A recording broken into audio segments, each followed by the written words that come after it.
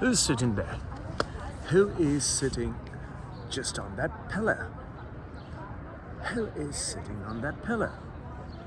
Let's go and find out. John Carroll Favenda, right? He's sitting there. And he should set off the actual so-called the foundation or the platform for the knowledge. The platform for knowledge should have been such that needs to be reset, should be renewed and revived for some reason. That we've picked up the same ideals at different times of our lives and made it so difficult for this generation, the last generation, the next generation, and many and several generations that are yet to be here with us. What we do today with our information, what we do with our education, what we do with our information, we should apply accordingly so that it works for all of us, and it should work in the way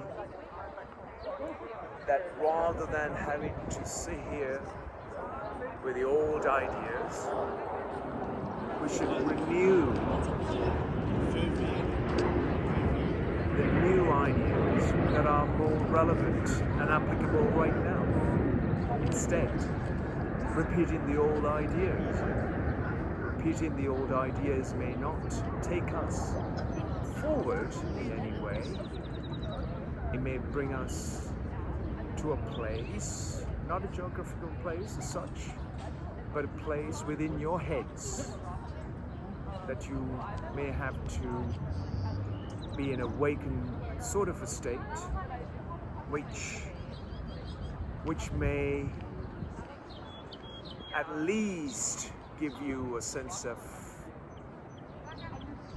gentle steps in wherever you go and whatever you do and how you behave and act.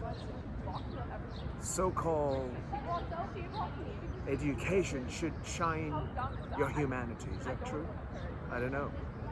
Or at least it should produce a generation of human beings with a conscious, a responsible, a meaningful way forward. Yet, those things may take a little while. It may take somewhat several steps or several changes in one's behavior or in their or self-constructs that needs to be put down in many ways for a new model of life, a new way of life to blossom and thrive. Maybe it may take a little while before everyone else realizes, because we're very good at just encouraging everyone to walk in the same direction when you know there's a dead end, and you know that there's an uncertainty the way we conduct ourselves. Yet, when things absolutely turn, everyone is saying, "Oh dear, how I feel now. It's terrible to see the suffering, to see the neglect, or should I say, see the failure, see the disasters unfolding around us." Yet, we constantly keep repeating and walking the same path. No one is ever there to take a conscious and a responsible, less walked path, because they are seen as a threat, more like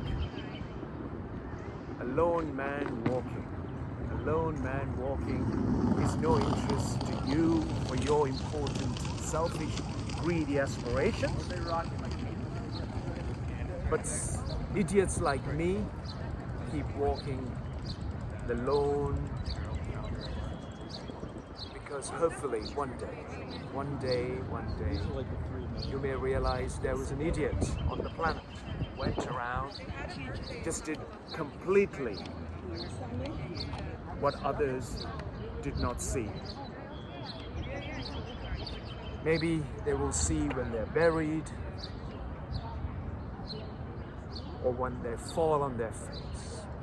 And I'm here to make sure that nobody falls on their face, that they thrive and blossom.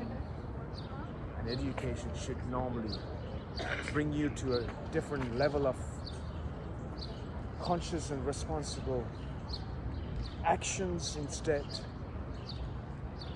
we are tripping over the same platform that we erected in front and thinking that it's stable enough after a little while. My words are: don't trip and don't sit and wait. Is now the topsoil. The people who thought their ideas were great are no longer here.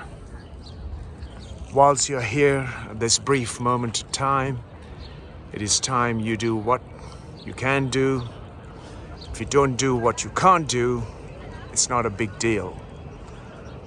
What is important is that your actions wake up and make millions, if not everyone, realize there's more to self-significant and become humiliated by your stupidity, like I have been for several decades now. Let's go and see what they have got to offer in the facaded building here, and what's there on the inside. If the inside is empty, will it fulfill you? No. The exterior is not the truth.